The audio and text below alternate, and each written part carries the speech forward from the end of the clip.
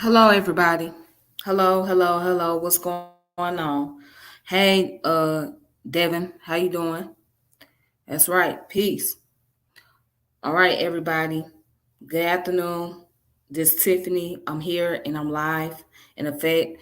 So today I'm switching it up because I want to I want to do this video paying homage to a brother who had lost his life in Baltimore. His name was Dante Barksdale. Okay. So Dante Barksdale was an activist and a community organizer.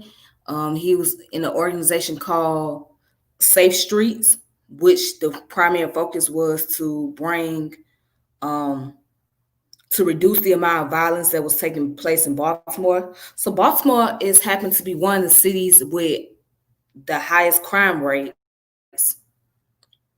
and a lot of shootouts going on and whatnot. So his goal was to help reduce the amount of crimes that's happening in the community in the city. Okay. Now, if you guys remember the show called The Wire was based on a story about Baltimore. All right. And yeah, the city of Baltimore and the amount of violence that's been happening. So that show came out on HBO back in 2007. It was a great show for many people. I got a chance to see the first two episodes of it. Good show, whatnot. Yeah, but anyways, you have a person who was a real life activist and who was very active in his community, and this is another one who had passed away. So it's been several of them that's been dying for the past 7, 8 years now. Um, But you know what? The question coming to mind, like, what is it do? Is it because they have other activities going on besides activism? Or is it because they have enemies amongst them? Or is it dealing with somebody who is racist and that's looking to commit an act of, somebody that's looking to commit a criminal activity? What is it? So which one is it? But let's take a look at Dante Barksdale and his life. All right, so I'm just gonna play a video.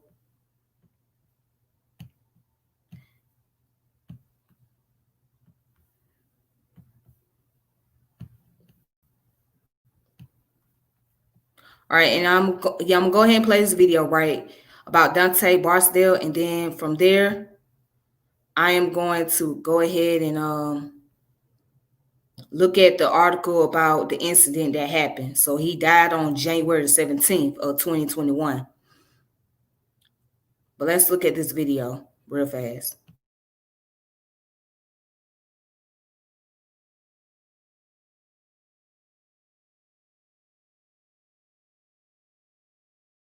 Instead, he was out on the streets.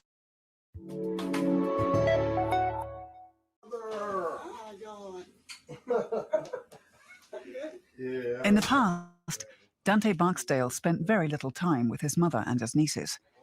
Instead, he was out on the streets. Barksdale grew up in a housing project in Baltimore with poverty, violence, and crime.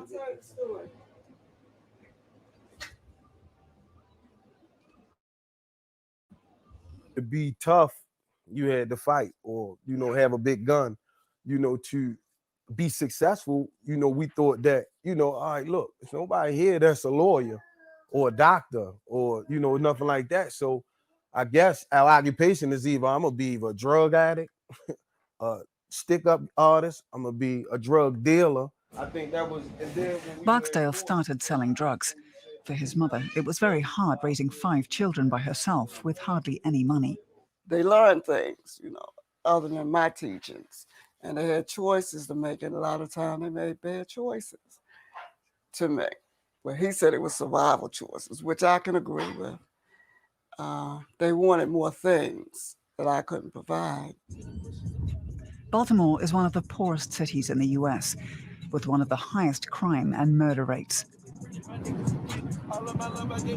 Barksdale himself was arrested several times. He spent more than 8 years in prison. I realized that it wasn't like I was when I was young. I wasn't going to prison and just leaving my mother and my sisters. Now I'm going to leave my children and my wife. So I thought about that. And when I thought about that, God, for some reason, sent about 5 people to me talking about the Safe Streets program and how I could get involved. Today, Barksdale is an outreach coordinator at the anti-violence organisation Safe Streets. It's Friday afternoon. The 41-year-old is meeting with his colleagues. The shift has just started, and they talk about recent violent incidents. Her mother owes somebody some money down here. Oh, okay. Her mother lives down here. If something happens, local residents call them, and they collect the information. This is what you call our war room. Our war room is how we track incidents going on into the community. These yellow dots are incidents that took place. It could have been a rape, it could have been an aggravated assault, it could have been common assault, it could have been robbery. The blue dots are non-fatal shootings. The red ones, fatal ones. How we do briefings and stuff. The greens that you see are actual conflict mediations. That's a crucial part of their job, being around and mediating conflicts in one of the most violent neighborhoods in Baltimore. What, about 2 days ago? Yeah, about 2 days ago, I had a homicide cross on the field over there. Young man was actually working. I got difficulties dealing with death, you know what I'm saying? Seeing death every day. Death is, you know what I'm saying? It shouldn't be normal. It's like right now, we so immune to it, it's like a normal thing. So they reach out to high-risk youth. I gave her like hours. The outreach workers are spending time in the neighborhood during those hours when violence is more likely to be committed. They're not interested in drug dealing. They're only here to spread one message. Don't shoot anybody. Think about your future. I mean, like, far as like me trying to get myself together for my kids, try to better my life for myself. So he helped me a lot with that. He's like more like a big brother to everybody. The outreach workers are able to win the trust of the community because they've lived similar lives to many here. In the communities where they do outreach work, homicides have decreased significantly.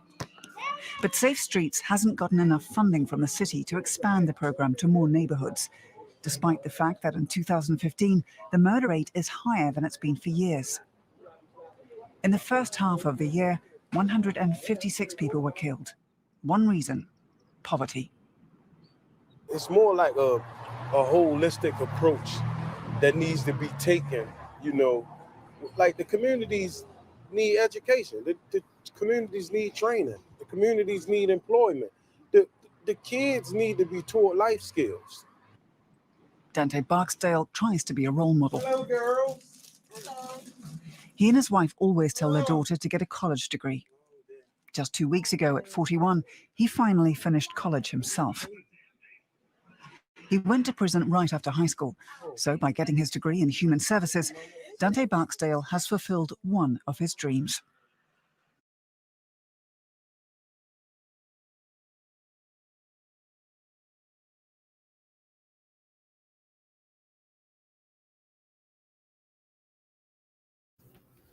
All right, so that's a story about Dante Barksdale. That's the life behind him. So as you can see, Dante Barksdale, just like many African American males, is a byproduct of the inner city community. Basically, come from a violent background, right, and in the impoverished community at that. Where there was no father present in the household, and he ended up having to be the man in the house. And he turned to the streets, of course, turned to selling dope, but it led him to prison. All right, so eventually when he got out of prison, he tried to change his life around and got into the outreach program, which is called Safe Streets, which helps to keep violence and crime off the off the streets and tried to encourage young people, the youth, to do something more productive that would benefit them in the long run. But the same streets that he tried to help, he became a victim of. Let's look at what happened on that day of January the 17th of 2021, and how this was the last time Mr. Dante would ever get the chance to see his community again.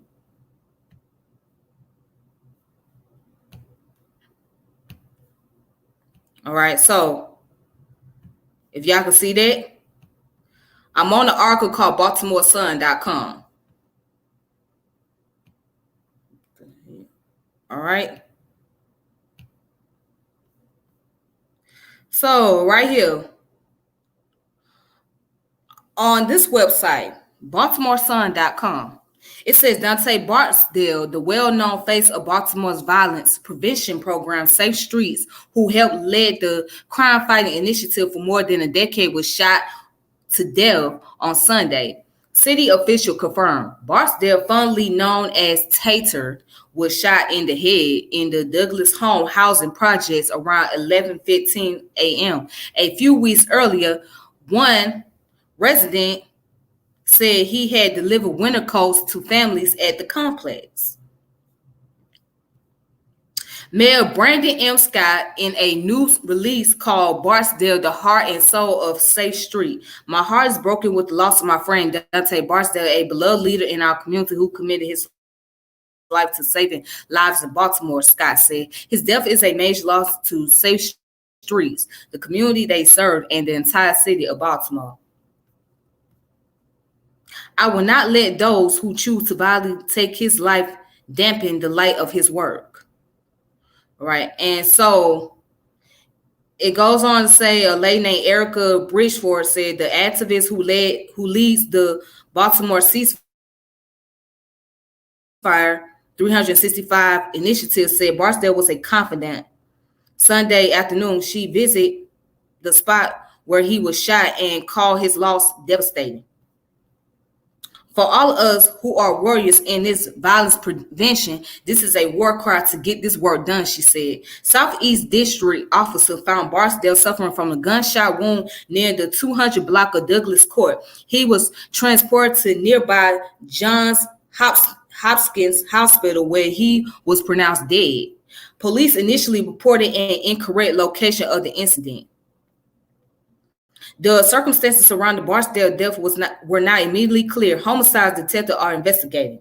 Barksdale's death stunned community members and city officials. His life was dedicated to preventing this type of stuff from happening, said John Timpson, a former Safe Street leaders who now run the Roca Youth Violence Prevention Program. Nobody can believe that this happened. Safe Streets outreach workers mediate disputes in the hopes of escalating conflicts. They also led public education members, and explicitly not with police, to steer young people away from violence. The program has been hailed as one of the city's more effective crime-fighting tools. Barksdale had a personal connection to the system of crime and aggression that he sought to dismantle. He had served time in prison and was the nephew of Nathan Bodie Barksdale, the notorious Baltimore man whose crimes and run-ins with police inspired characters and storyline in the hit HBO series The Wire. In a memoir published in November 2019, Growing Up Barksdale, he recounted his introduction to Safe Street program in 2008 through mentor Leon Farag. I was tired of getting locked up and getting robbed by police and having to keep an eye out at all times, he wrote. I wanted a regular job, and it seemed the universe had one in mind for me. My reputation as a hustler would help the Safe Streets mission more than any amount of training could. No one would suspect alliance with BPD. Nobody could accuse me of not understanding. Police have had straining relationship with Safe Streets in the past, with officers doubting its workers have left their criminal ways behind. Before his work with Safe Streets, Barksdale has said he was locked up on bogus charges and robbed by Gun Trace Task Force Detective Daniel Herschel, who is serving 18 years in prison. Police Commissioner Michael Harrison, who visited the scene Sunday morning, praised Barksdale's effort. His work, his work in outreach, mediating conflicts, and reducing gun violence in our community, our city, was invaluable, and he embodied a message of redemption and peace to many young people of our city, Harrison said in a statement. Shantae Jackson, director of the Baltimore's Mayor's Office of Neighborhood Safety and Engagement, added that Barksdale turned his life around and worked tirelessly to prevent gun violence in our communities by working with those who were at high risk of being a shooter or the victim of shooting. City Council President Nick J. Mosby called Barksdale a friend and said he grieves with countless others at the murder of this exceptional man. For the last decade, Dante Barksdale used his life to save others by preventing gun violence on our streets and confronting Baltimore's horrendous cycle of violence that traumatized families and entire communities. And he beat a myriad of odds to do it, Mosby said in a statement. He had an outsized impact on safe streets through his masterful conflict mediation skills, the passion he demonstrated in his commitment to peace, and his steady presence in reducing crime on behalf of this city he absolutely loved. All right, so, and then go on to say Sunday afternoon at Douglas Homes, a blood trail remained on the ground leading from a parking lot in one of the housing complex court. Otherwise, there were few signs that a killing had occurred hours before. One resident who did not want to give her name said she heard that there had been a shooting but did not know who the victim was. Upon learning it was Barksdale, she fondly recalled how he had dropped off winter coats a few weeks earlier and had previously given away food. A police spokeswoman said the department could not immediately provide any information about the case, including a suspect description or a possible motive. Bridgeford, who led the ceasefire weekend, said losing someone like Barksdale will make some question whether Baltimore can be saved. She said Barksdale often bemoaned the limits on what he was able to accomplish. But now, Bridgeford offered, this man's soul is unleashed in a dimension where he will now be able to do miraculous things to help us in the work we're doing in Baltimore. And so they're giving out the information at the bottom for Crime Stop. You know, if there's any more information, there's the number at the bottom, etc. So, yeah. All right. That's it. So let's talk about this for a moment. Let's talk about devotion. Now, what it means to be devoted. Well, let's look up the word devotion.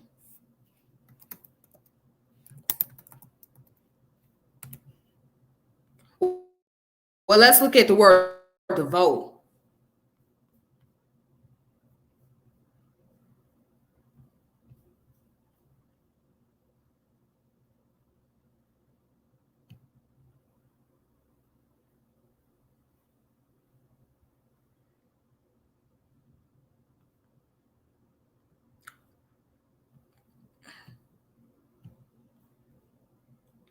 All right, so what does it mean to be devoted?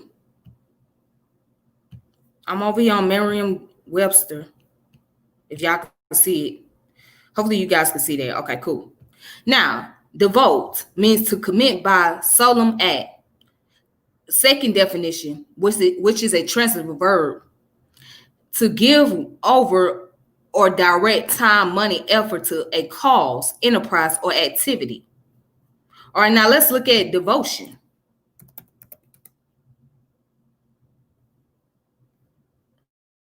Devotion, a religious and act of prayer or private worship, usually used in plural, a religious exercise or practice other than the regular corporate, or the act of dedicating something to a cause, enterprise, or activity, the act of devoting, the fact of state of being ardently dedicated and loyal, obsolete, which is the antonym. But these are the definition, the first two definition right here. The act of dedicating something to a cause, enterprise, or activity. Now, why did I go to the word devotion? Because with devotion, you dedicating your life. When you dedicate your life, you doing whatever it takes with something that you're passionate about, where there's good or bad that comes out of it. When you devote it, you're taking the risk. You're taking the risk to try to minimize conflict, try to keep things organized, try to keep things at peace. That's what it means when you're devoted. You're giving all your time, your effort, your energy, and you're putting it into something that you're passionate about. Now, for this brother Dante, he was passionate about his community. He was so devoted to his community because he understands what it's like to grow up in a lifestyle of the streets, of the violence, of selling drugs. He know what it's like. He been there. So he could relate to those things. And by him being able to relate, he wants to be able to be the mentor to other young people, especially the young African American males who was like him, not having a father figure, who was like him, had to take care of his family.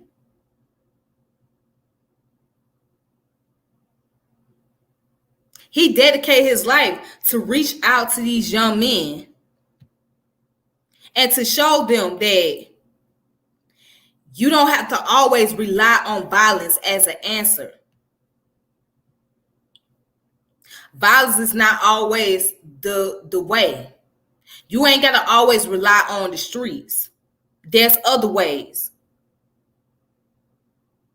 But because of his devotion, it cost him. It cost him his very life because he had run-ins. He was in an area, and you know how they say, you're in the wrong place at the wrong time? He happened to be in the projects in the morning. Maybe he was doing his community activity, who knows? But he happened to get shot in the head.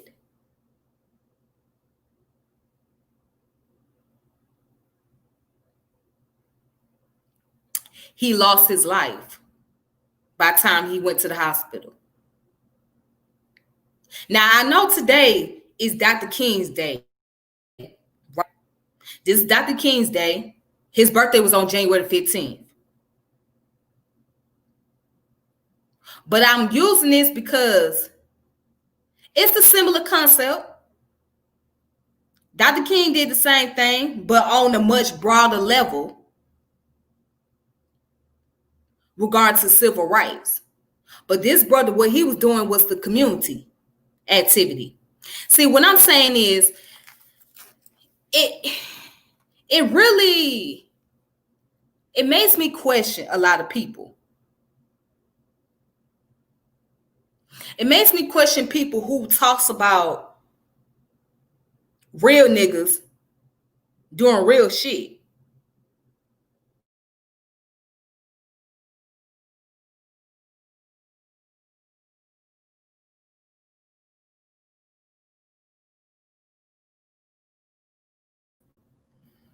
Okay. So it makes me question when we see people say that was a real nigga or he was a real dude and he did real shit. Okay, so now let's look at that. Let's break that down for a moment. So when you say somebody was a real so and so, was they real because of the activity they was involved in the streets, or was they real because of they tried to make an impact for the community? What made them real? What made them real?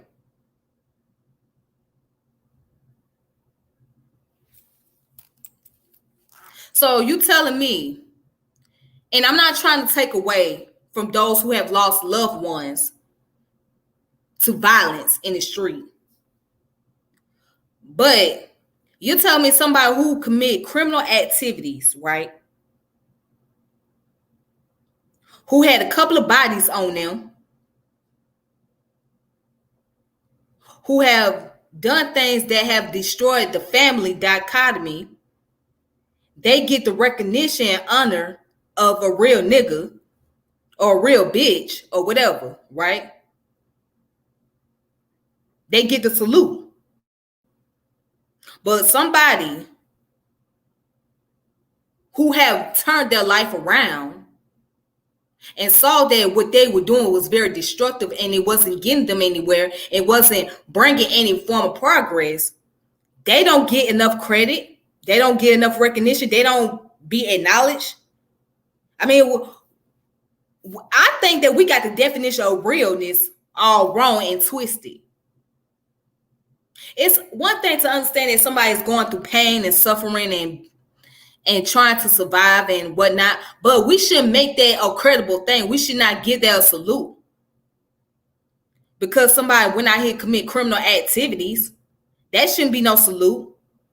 That should be a sign of recognizing that that person is sick and they damaged. And we're praising them for their damage. We're praising them for being sick.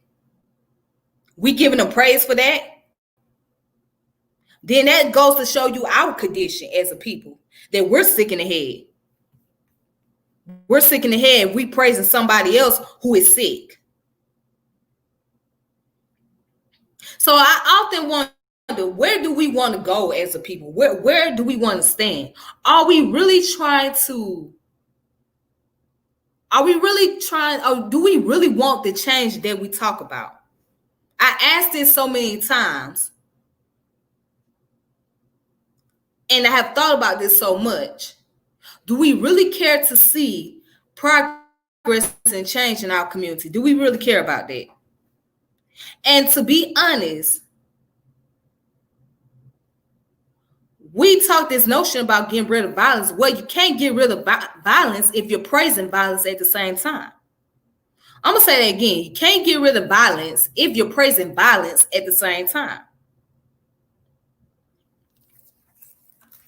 And that's a fact. How can't you get rid of violence if you're praising it?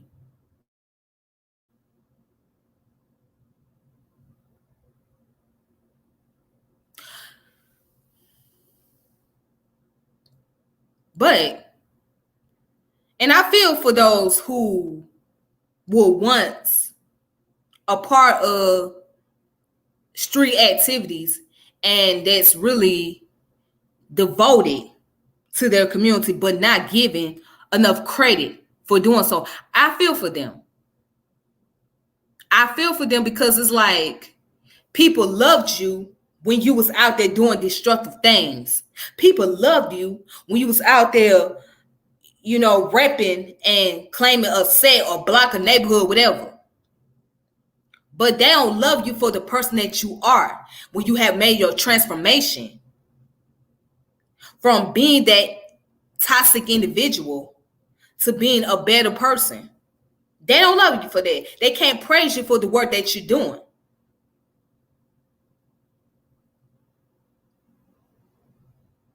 This is not an easy work what this man was doing at all. Believe it or not, it's risky, especially dealing with a bunch of youth that are violent and that comes from a violent family in the background. Dealing with a group of people that are sick in the head and that are very destructive. It's not easy to deal with that.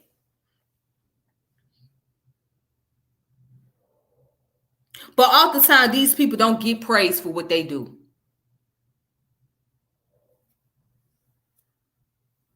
You know, we talk about we want people to change. We want role models in our community. We want people to give a positive example to our kids, our youth. We talk all that good stuff, but we don't give them enough praise. We don't give them enough honor for what they're doing. Do we really want these things? We talk about these things, but do we really want them? Do our community really want this?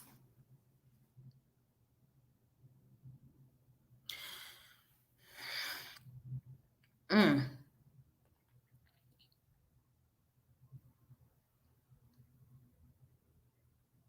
And then it's getting to a point, as for me, I'm getting to that point where I can't really feel sorry for those who indulge into gang rivalry. I really can't feel sorry. I'm getting to that point because it seems like that's where they want to be. That's the direction they want to go. They don't want to see any form of change. They're not looking to any form of productivity. That's all they want to be. So I heard some people say they're gonna live by the gun, they're gonna die by the gun, and they don't want people to feel sorry for them. So now, when people don't feel sorry for you because you say you don't want them to feel sorry, can't you blame them?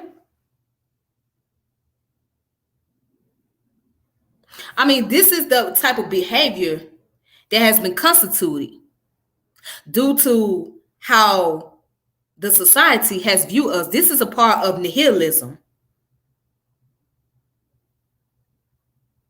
So we in the midst of those who are very nihilistic, meaning that they don't care about the values of life and they don't care about the life of themselves. They don't care about the people in their environments. They don't value the environments as a whole or society as a whole. So it doesn't matter. That's what I mean by nihilistic. Then you got those who are existentialism or existentialistic, meaning that they don't care about the other world because the other world don't see them or don't pay them attention. So they only focusing on the world that's around them. They only focusing those that's in their confidant or in their environment or in their circle. That's all they're focusing on. So that's existentialism.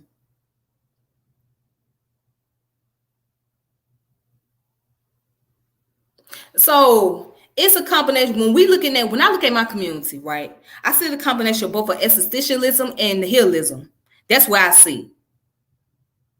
It's a combination of both.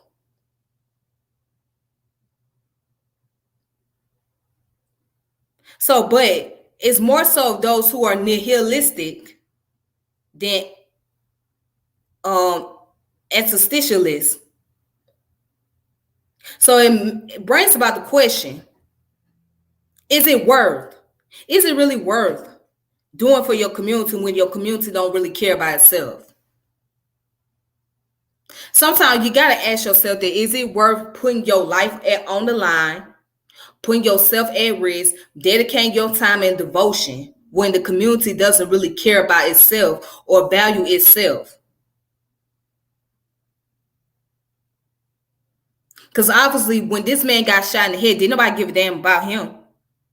Except for those that work with him. But obviously somebody in that project didn't give a fuck who he was. They didn't give a fuck he was an activist. They didn't give a fuck about his background. They didn't give a fuck about he trying doing something very positive, constructive for the community. They don't give a damn about that.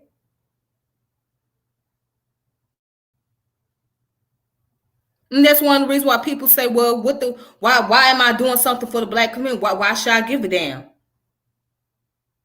because they don't give a damn about me. I mean, and it's a sad way of thinking, but that's the reality of how many feel. Many ask themselves, why should I give a damn about a community that don't give a damn about me? That's how some feel about this. Sometimes you can't really blame them for feeling that way, because they feel like no matter how good that you do for your environment, nothing good gonna come out of it anyhow. That's how some feel about it. They feel like ain't nothing good gonna come out of it. You ain't gonna get nothing in the long run. These people ain't gonna care nothing about you. That's the reason why some people don't get involved in community activities or don't do community work, because they feel like it ain't no benefits in it. And then there are those who feel like there is some benefits and there is something that can be done. You may not be able to change the entire community in itself, but you can help a small portion of those in that area. And because you did something for this percentage of individuals, that can make an impact in itself. That right there can show that you have done something and you have made a progress. And that's how others may see it. See, what I'm looking at here is a psychology, social ecology, what's it called? Phenomenology and sociology. This is what I'm looking at.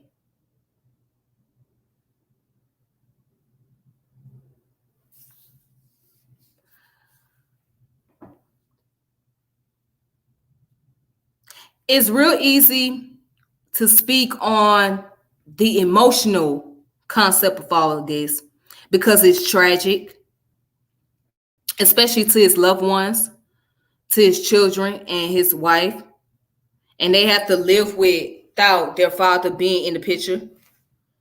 It is very tragic.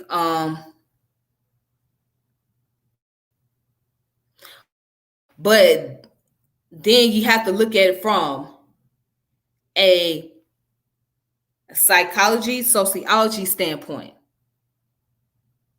You have to do the social science behind all of this.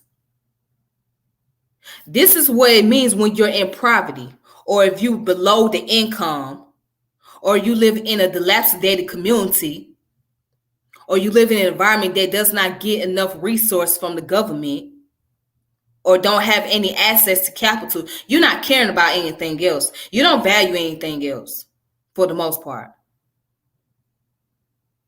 Most people ain't gonna value their community when they live in a dilapidated society, when they are economically deprived and they don't really have access to capital.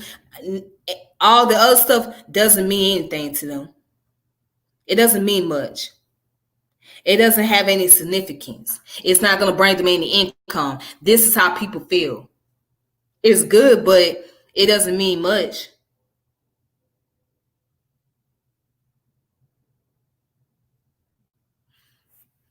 But this is the world that has been created. So we was born in this trap. We was born in this trap, not just physically, but also psychologically. We were placed into it. We were programmed into it. And that's the key thing. We were born into a trap. It was designed this way. It was designed for us as a so-called minority, to be in this little tight hole that we're in. It was designed like that. It's the pathology that we have to deal with. It's the side effects that we have to suffer from. But anyways, with that being said, you guys, I just wanted to get on this subject And I hope the family have found a peace. Well, I hope the family will find a peace eventually. Hopefully, the family will be able to get through the process and do whatever is necessary to take legal action to find out what happened and who the person that did it, whatnot. Um, I know it's a very tragic moment for the people out there in Baltimore. So, yeah. But anyways, that's all I wanted to talk about for today. Thank you all for watching. Make sure you subscribe to the channel, hit the notification bell, and share the channel. And once again, I want to thank those who have subscribed. I appreciate that. That really means a lot. Thank you for coming on my page and taking the time out watching all that great stuff. All right. So until next time, you guys, please take it easy on yourself. Please be safe. And if you are the activist, please be very careful, be very mindful. Do the work that you can, and we appreciate what you're doing out here, dedicating your life, being devoted to the community, and doing the philanthropy work. Thank you so much. All right. So until next time, ladies and gentlemen, I'm about to go ahead and I'm gonna go ahead and log off. So y'all take it easy on yourself, and I'll reconnect with you guys later. All right. All right, then. Peace. Thank you.